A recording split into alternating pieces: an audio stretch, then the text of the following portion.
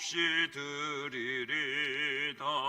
종의 몸에 지닌 것도 아낌없이 드리리다.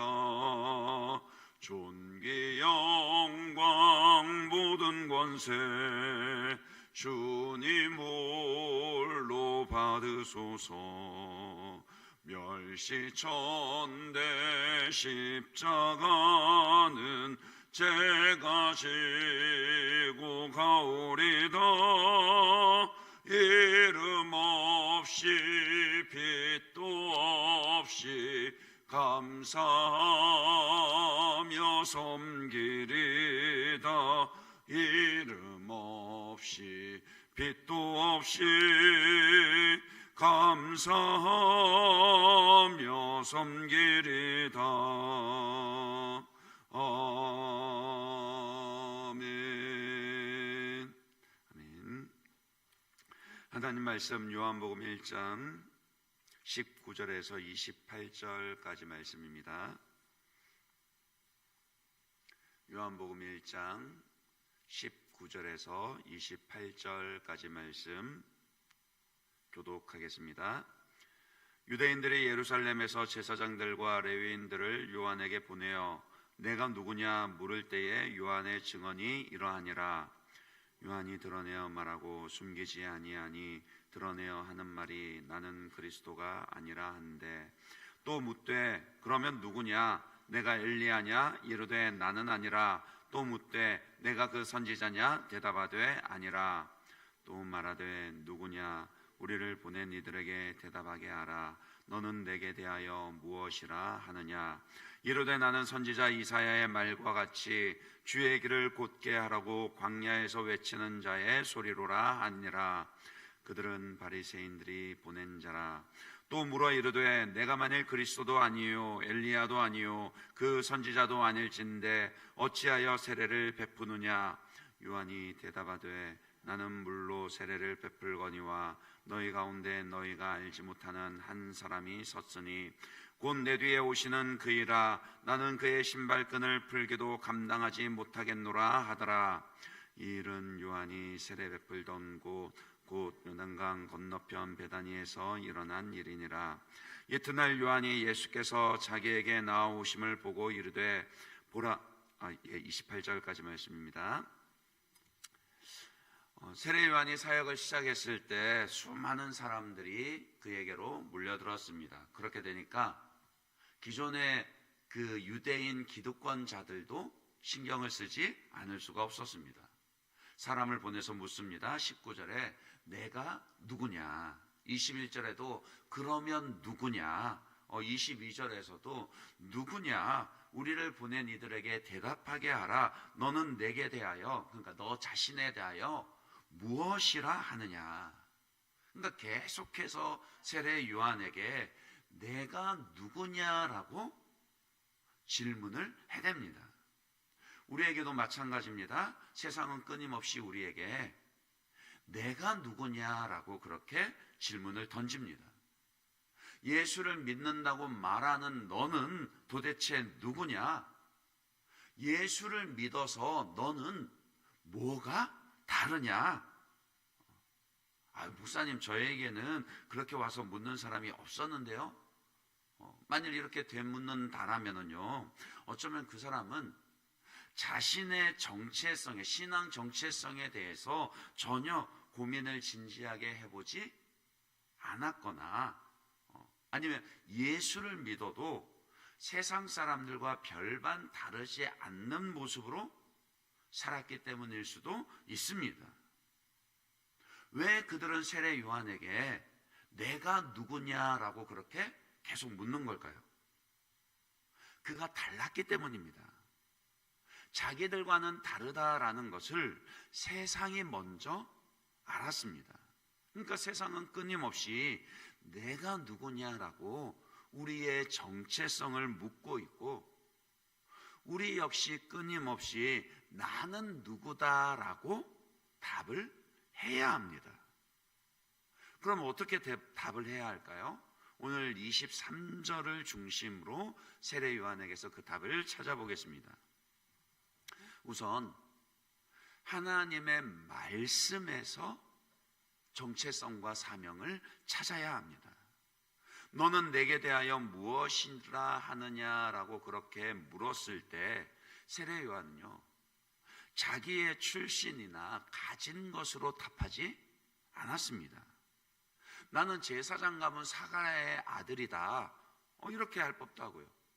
나는 태어나기 전부터 하나님께 특별하게 은총을 입은 자다, 그렇게 대답할 법도 한데 그렇게 하지 않았습니다. 자기의 출신, 학벌, 가진 재산, 직업, 이런 것으로 자기를 소개하지 않았다라고요. 그는 하나님께서 주신 말씀, 곧 하나님이 주신 사명에서 자기의 정체성을 찾았습니다. 사명이 곧 나를 대변합니다. 사실 찾아와 묻는 자들이 그다지 호의적이진 않습니다. 그러니까 뉘앙스가 이런 뉘앙스죠. 도대체 네가 뭔데 이런 일을 행하는 건가? 그렇게 따지는 중이죠. 하지만 요한은 두려움이 없습니다. 세상의 그 기득권자들, 세상의 그 권세자들 앞에서 당당합니다. 왜요? 그는 자신이 누구인지, 자신이 왜 존재하는지, 왜 지금 이 일을 하고 있는지 분명한 이유가, 목적이 있었거든요. 무엇보다도 그 목적과 사명은 스스로 결정한 게 아니라요, 하나님으로부터 받은 것이고 하나님으로부터 보내심을 받았기 때문입니다. 하나님의 말씀을 통하여 자신이 사명자로 보냄을 받았다라는 것을 확실하게 인식하고 있었습니다.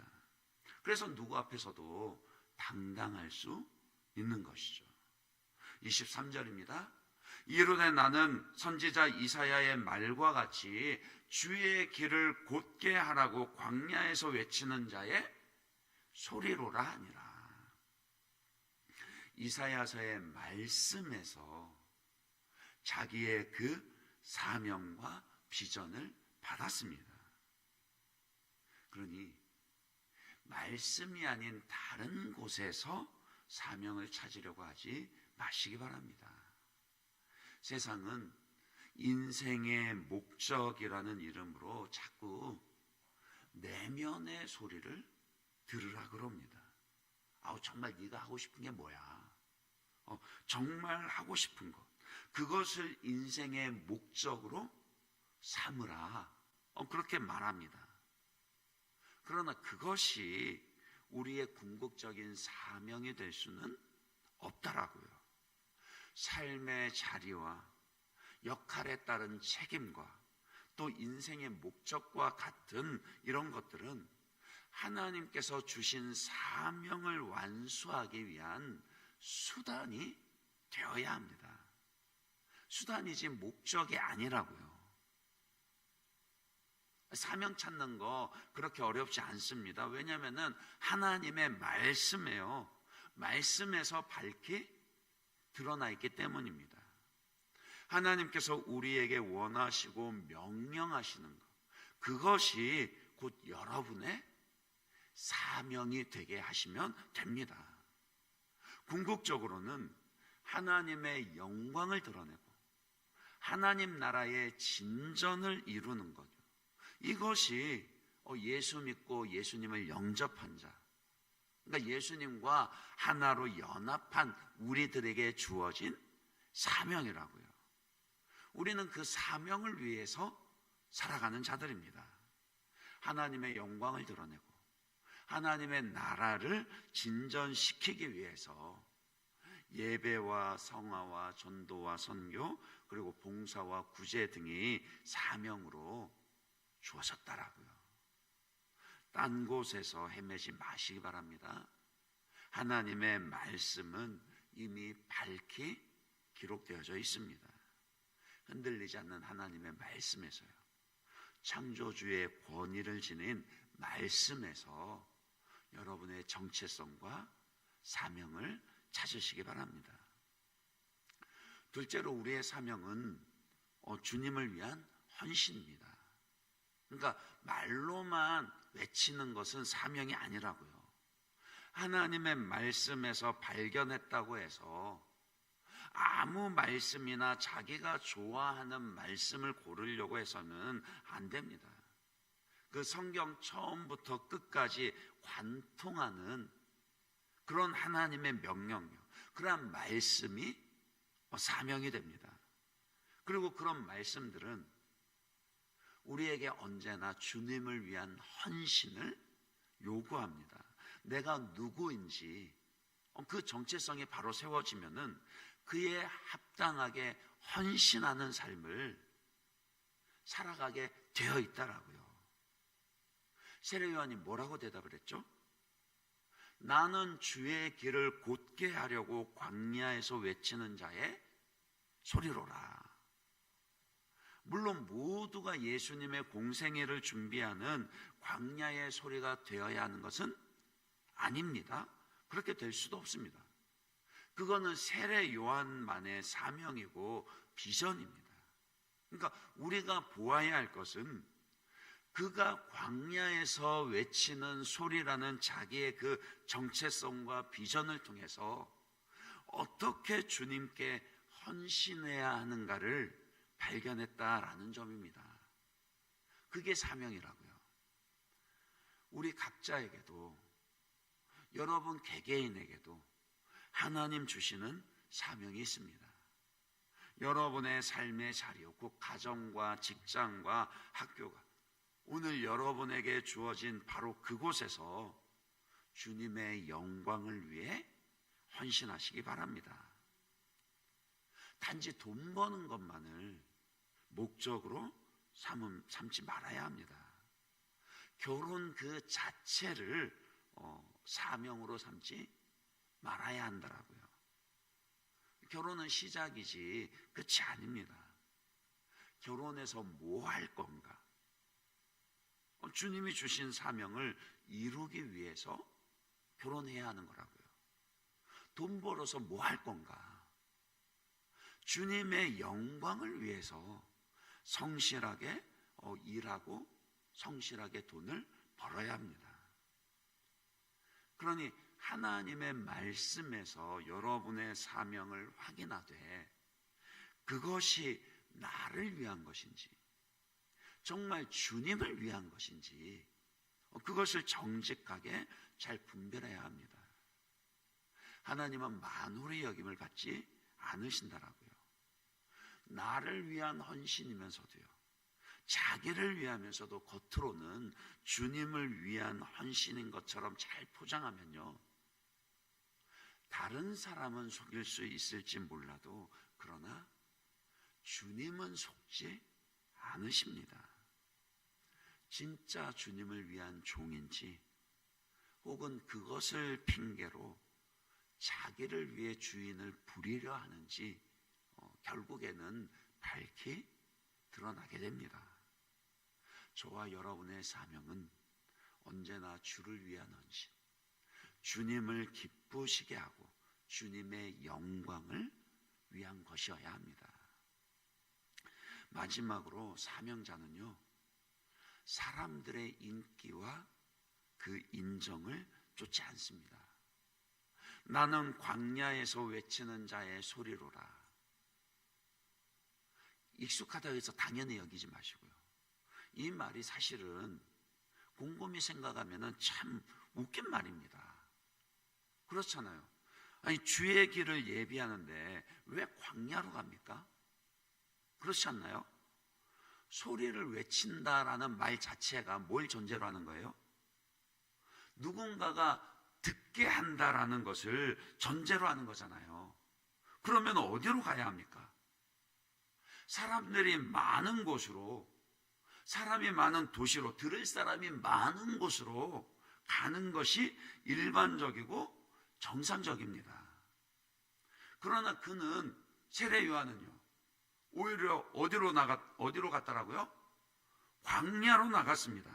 다시 말해서요, 사람들의 인기와 인정을 쫓지 않았습니다. 그랬더니 어떻게 됐죠? 정말 아무도 듣는 사람이 없었고 그의 사명이 실패했습니까? 아닙니다.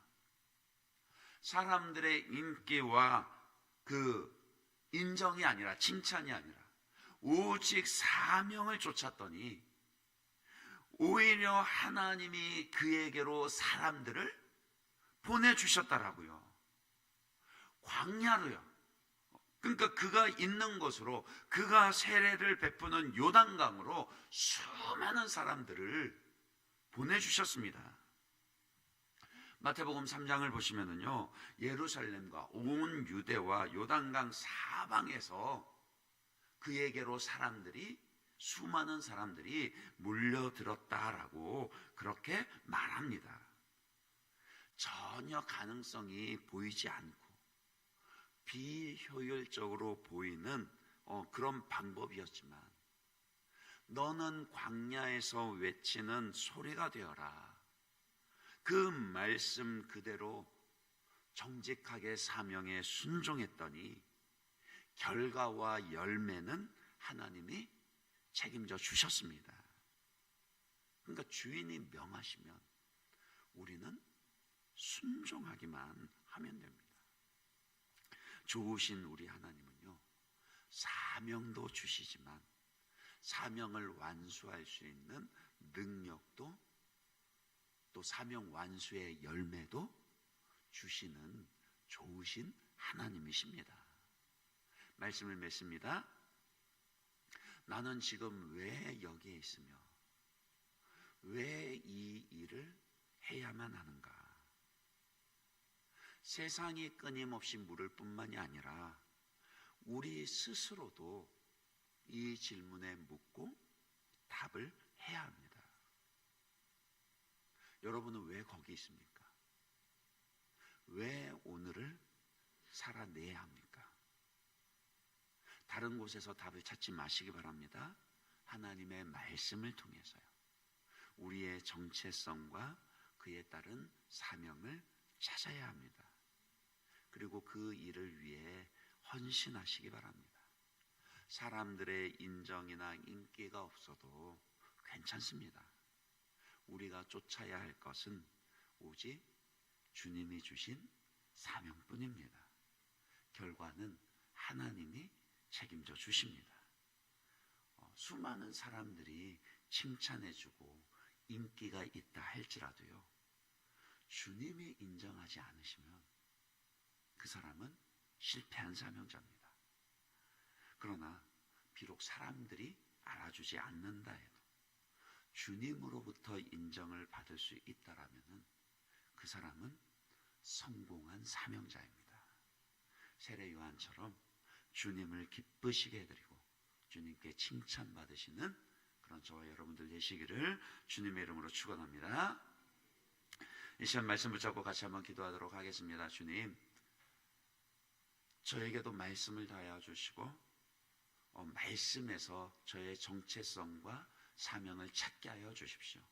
내가 누구이며 오늘 내가 왜 여기 있으며 왜 이 일을 감당해야 하는지 주님 말씀 가운데서 그 정체성과 사명을 찾게 하여 주시고, 또 온전히 그 사명에 충성되이 헌신하여 말씀대로 순종하는 가운데 주님의 영광을 드러낼 수 있는 그런 사명자들이 될 수 있도록 하나님 은혜를 더해달라고 오늘 말씀 붙잡고 그렇게 같이 한번 기도하시고, 더불어서 오늘 교회를 위해서 기도하실 때는 우리 교회 학교 리모델링을 위해서 그렇게 같이 한번 기도하도록 하겠습니다. 하나님, 이 일들 가운데 온 성도들의 마음을 하나로 모아주시고, 또 공사 진행이 순적하게 하시되 또 필요한 물질들을 채워주시고 하나님의 그 도우시는 손을 보게 해달라고, 무엇보다도 사랑하는 우리 자녀들 정말로 믿음의 부흥을 경험하게 하시고 하나님의 나라를 위해서 참 귀한 사명자로 그렇게 준비되어지고 쓰임받는 그런 우리 자녀들 되게 해달라고 교회 학교의 부흥을 위해서 그렇게 함께 기도하신 후에 각자 여러분 기도의 제목으로 계속해서 자유롭게